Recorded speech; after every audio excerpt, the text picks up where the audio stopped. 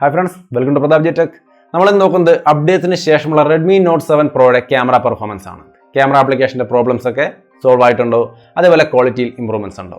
ആദ്യം നമുക്ക് കുറച്ച് സാമ്പിളുകൾ നോക്കിയിട്ട് ക്വാളിറ്റിയിലെ ഇമ്പ്രൂവ്മെൻറ്റ്സ് 48 മെഗാ പിക്സൽ ക്യാമറ എങ്ങനെയുണ്ട്, 12 കമ്പയർ ചെയ്യുമ്പോൾ എത്രത്തോളം ബെറ്റർ ആണ്, ആ കാര്യങ്ങളൊക്കെ ഒന്ന് പരിശോധിച്ചിട്ട് മൊത്തത്തിലൊരു ക്വാളിറ്റിയൊക്കെ നോക്കിയിട്ട് ഞാൻ ലാസ്റ്റ് പറയാം ഇപ്പോഴത്തെ ക്രാഷിൻ്റെയും ഹാങ്ങിൻ്റെയും ഒക്കെ ഒരു നിലവാരം എന്താണെന്നുള്ളത്. ആദ്യം സാമ്പിളുകൾ. നമ്മൾ ഈ കാണുന്നത് 48 മെഗാ പിക്സലിൻ്റെ ഒരു ഇമേജാണ്. ഈ ഇമേജിനെ ആ കാറിൻ്റെയും ആ മോൾ വശം അതേപോലെ തെങ്ങും ആ ഒരു നടുവിലത്തെ ഒരു ചെറിയ പോർഷൻ മാത്രമായിട്ട് സൂം ചെയ്യണം.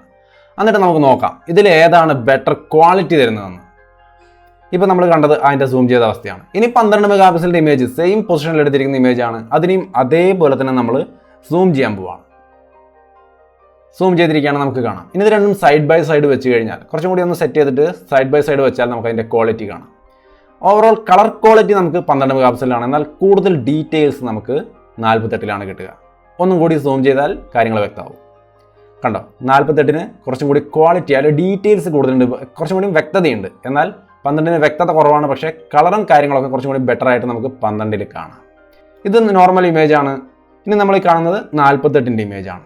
ഇത് സൂം ചെയ്താൽ കൃത്യമായിട്ട് നിങ്ങൾക്ക് ഈ ഒരു ക്വാളിറ്റി എന്താണ് വ്യത്യാസം എന്നുള്ളത് മനസ്സിലാവും.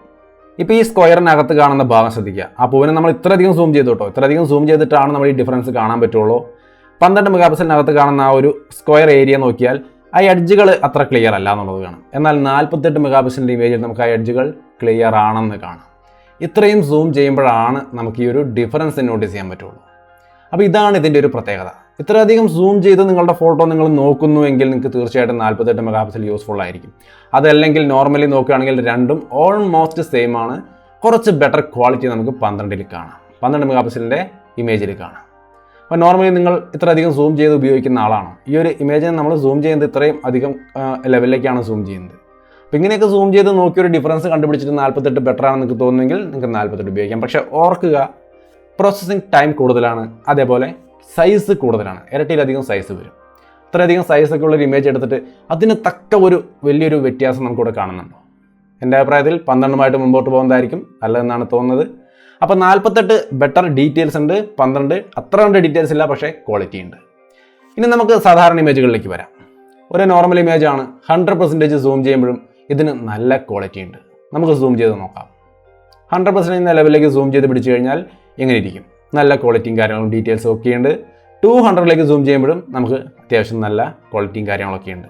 അപ്പോൾ ഇതാണ് നമുക്ക് നോർമൽ ക്യാമറയുടെ ഒരു പെർഫോമൻസ് എന്ന് പറയുന്നത്. ആർട്ടിഫിഷ്യൽ ലൈറ്റിംഗ് കണ്ടീഷനാണ്.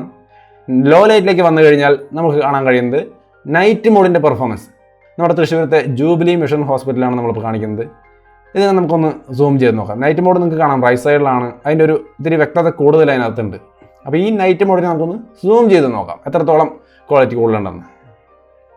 സൂം ചെയ്തിരിക്കുകയാണ്. നമുക്കിവിടെ കാണാം കുറച്ച് ക്വാളിറ്റി കൂടുതൽ, ഡീറ്റെയിൽസും മറ്റൊക്കെ കൂടുതൽ നമുക്ക് നൈറ്റ് മോഡിൽ കിട്ടുന്നുണ്ട്. അപ്പോൾ ഇതാണ് ഈ നൈറ്റ് മോഡിൻ്റെ ഒരു വർക്കിംഗ് എന്ന് പറയുന്നത്. കുറച്ച് ബെറ്റർ ആയ ക്വാളിറ്റിയും കാര്യങ്ങളൊക്കെ നൈറ്റ് മോഡ് ഉപയോഗിക്കുമ്പോൾ നമുക്ക് കിട്ടും. അപ്പോൾ തീർച്ചയായിട്ടും ഈ ക്യാമറയിൽ നൈറ്റ് മോഡ് ഒരു പ്ലസ് പോയിന്റ് തന്നെയാണ്. സെൽഫിയുടെ കാര്യത്തിലേക്ക് വന്നു കഴിഞ്ഞാൽ ബെസ്റ്റ് ക്വാളിറ്റിയാണ്. ഡേ ലൈറ്റിൽ 13 മെഗാ പിക്സൽ അതിൻ്റെ മാക്സിമം പവറിലാണ് വർക്ക് ചെയ്യുന്നത്. നിങ്ങൾക്കിവിടെ കാണാം ബെസ്റ്റ് ഡീറ്റെയിൽസും കാര്യങ്ങളൊക്കെ. 100% സൂം ചെയ്തെടുത്താലും നല്ല ക്വാളിറ്റി ഉണ്ട്. 100% എന്ന് മാത്രമല്ല 200 സൂം ചെയ്യുമ്പോഴും നമുക്ക് ക്വാളിറ്റി തരുന്നുണ്ട്. ഇപ്പോൾ ഇതൊരു നോർമൽ ഇമേജ്, നമുക്കിതിന് 100% ഒന്ന് സൂം ചെയ്യാം. അതിൻ്റെ മാക്സിമം സൂമിങ്, അതിനുശേഷം മാക്സിമം ക്വാളിറ്റി. ഇത്രയും സൂം ചെയ്തെടുത്താൽ നിങ്ങൾക്ക് ഇത്രയും ഡീറ്റെയിൽഡ് ആയ ഒരു ഇമേജ് തന്നെയാണ് കിട്ടുന്നത്. നമുക്ക് ഇതേ ഇമേജിനെ ഒന്നും കൂടിയും 200 ലെവലിലേക്ക് സൂം ചെയ്താൽ ഇപ്പോഴും നിങ്ങൾക്ക് ഡീറ്റെയിൽസും കാര്യങ്ങളൊക്കെ കാണാം. അപ്പം നല്ലൊരു സെൽഫി ക്യാമറയാണ് ഈ ഫോണിലുള്ളത്. ലോ ലൈറ്റിലേക്ക് വരുമ്പോൾ ഓക്കെ എന്ന് പറയാവുന്ന നല്ലൊരു ക്വാളിറ്റി നമുക്ക് ലോ ലൈറ്റിൽ കിട്ടുന്നുണ്ട്. നിങ്ങൾക്കിവിടെ കാണാം നല്ല ക്വാളിറ്റി തന്നെയാണ്. പക്ഷേ ഞാനത് സൂം ചെയ്യില്ല, കാരണം ലോ ലൈറ്റിൽ എടുക്കുന്ന, ലൈറ്റ് കുറവുള്ള സാഹചര്യം എടുക്കുന്ന ഇമേജുകൾ സൂം ചെയ്യാൻ അത്ര ക്വാളിറ്റി നമുക്ക് കിട്ടില്ല. വീഡിയോ സാമ്പിളാണ് കാണുന്നത്. ലോ ലൈറ്റിൽ അല്ലെങ്കിൽ ആർട്ടിഫിഷ്യൽ ലൈറ്റോ എന്തെങ്കിലുമൊക്കെ നിങ്ങൾക്ക് പറയാം. നിങ്ങൾക്ക് ഈ ഒരു സിറ്റുവേഷൻ മനസ്സിലായല്ലോ.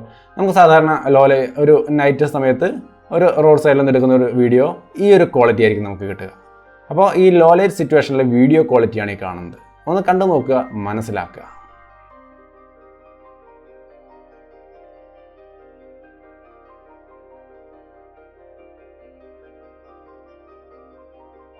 സ്ലോ മോഷൻ്റെ കാര്യത്തിൽ വലിയ ഇമ്പ്രൂവ്മെൻറ്റ്സ് ഒന്നുമില്ല. ആ ജെർക്കായ ഒരു അവസ്ഥയും കാര്യങ്ങളൊക്കെ നമ്മൾ പറഞ്ഞിട്ടുണ്ടായിരുന്നു മുമ്പത്തെ വീഡിയോയിൽ. അത് അങ്ങനെ തന്നെയാണ്. ശ്രദ്ധിച്ചാൽ നിങ്ങൾക്കറിയാം. ഒന്ന് ചാടിയുള്ളൊരു എന്താ പറയുക, ഫ്രെയിം ഡ്രോപ്പ് പോലത്തെ ഒരു സംഭവം നമുക്ക് കാണാം. അപ്പോൾ സ്ലോ മോഷനിൽ കാര്യമായ ഇമ്പ്രൂവ്മെൻറ്റ്സ് ഒന്നുമില്ല, അതേപോലെ തന്നെയാണ്. ഇനി നമുക്ക് 4Kയുടെ നമുക്ക് ഇതിനകത്ത് 4Kയും കാര്യങ്ങളൊക്കെ കിട്ടുന്നുണ്ട്. 4Kയുടെ കാര്യത്തിൽ നോക്കിയാൽ ബെസ്റ്റ് ക്വാളിറ്റിയാണ് നമുക്കിവിടെ കിട്ടുന്നത്. 4K എന്ന് പറഞ്ഞാൽ ഇത് 4K തന്നെയാണ്. അത്രയും ഉള്ളൊരു ക്വാളിറ്റിയും കാര്യങ്ങളൊക്കെ കിട്ടുന്നുണ്ട്. പക്ഷേ സ്റ്റെബിലൈസേഷൻ ഇല്ല എന്നുള്ള നമ്മൾ കണ്ടു. അപ്പോൾ ആകെ ജെർക്കിയായ ഒരു വീഡിയോ ആണ്, അതായത് ജെർക്കി അല്ല, ഷേക്ക് ആവുന്നൊരു വീഡിയോ ആണ്. പക്ഷേ ക്വാളിറ്റി ഉണ്ട്. നിങ്ങൾക്ക് നല്ല ബെസ്റ്റ് 4K ഫുട്ടേജുകൾ എടുക്കാൻ ഈ ഒരു ഫോൺ ഉപകരിക്കും.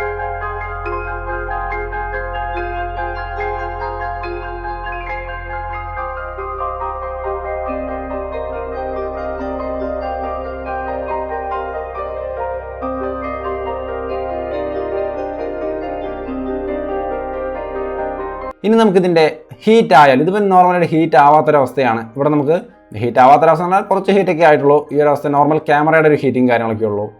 ഇനി ഫോൺ ഹീറ്റ് ആയി കഴിഞ്ഞാൽ ഇങ്ങനെയായിരിക്കും അവസ്ഥ. ചാടിയുള്ള ആ ഒരു ജെർക്കിനെസ് നമുക്ക് വീഡിയോയിൽ കാണാം. സ്മൂത്ത്നെസ് ഇല്ലായ്മ.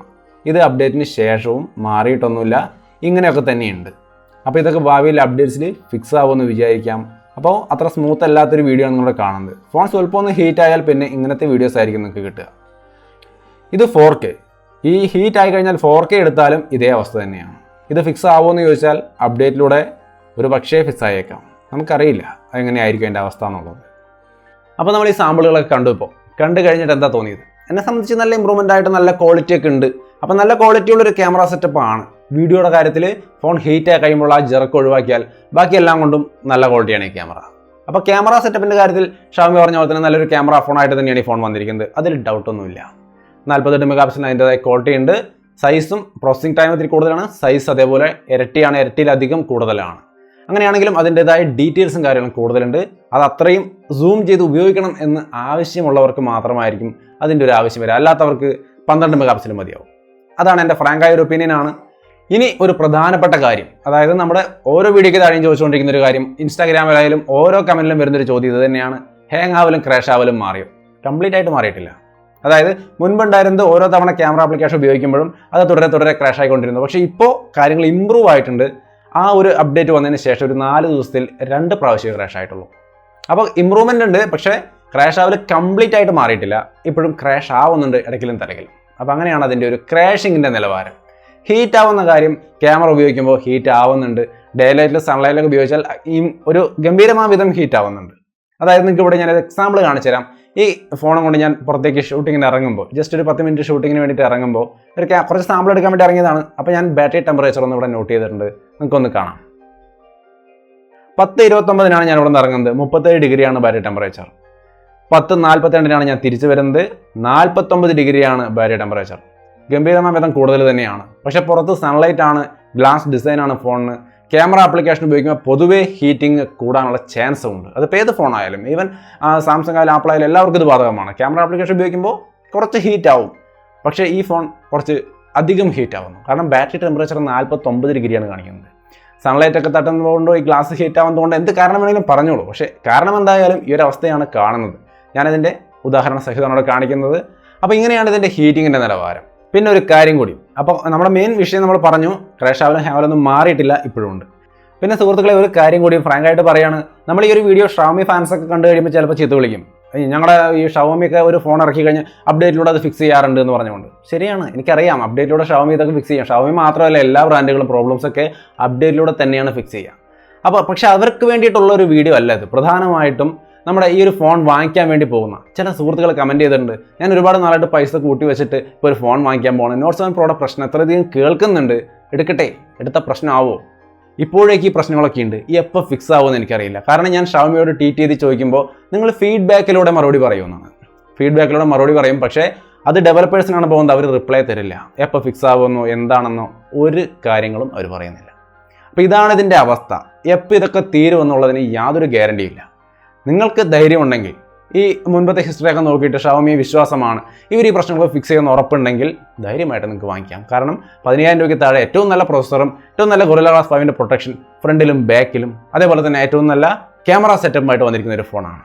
ആകെ പറയത്തക്ക ഒരു ന്യൂനത എന്ന് പറയുന്നത് ട്രിപ്പിൾ കാർഡ് സ്ലോട്ട്, 2 സിമ്മും മെമ്മറി കാർഡ് വിടാൻ പറ്റില്ല എന്നൊരു പ്രോബ്ലം മാത്രമേ പ്രധാനമായിട്ട് നമുക്ക് പറയാനുള്ളൂ. ബാക്കി എല്ലാം കൊണ്ടും പെർഫെക്റ്റ് ഫോണാണ്. ഇത്തരം പ്രശ്നങ്ങളൊക്കെ ഭാവിയിൽ ശരിയാവുമെന്നൊരു വിശ്വാസം നിങ്ങളുടെ ഉള്ളിൽ തോന്നുന്നെങ്കിൽ ധൈര്യമായിട്ട് എടുക്കുക. അപ്പോൾ എന്തായാലും ഈ വീഡിയോ ഇവിടെ അവസാനിക്കുകയാണ്. അപ്പോൾ ഈ ഒരു ഫോണിനെ സംബന്ധിച്ച്, ഈ ഒരു ക്യാമറ ആപ്ലിക്കേഷൻ സംബന്ധിച്ച് ഇതാണ് എൻ്റെ അഭിപ്രായം. നിങ്ങളുടെ അഭിപ്രായങ്ങൾ തീർച്ചയായിട്ടും കമൻറ്റ് വഴി ഷെയർ ചെയ്യുക. വീണ്ടും ഉപകാരപ്രദമായ മറ്റൊരു വീഡിയോയിൽ കണ്ടുമുട്ടാം.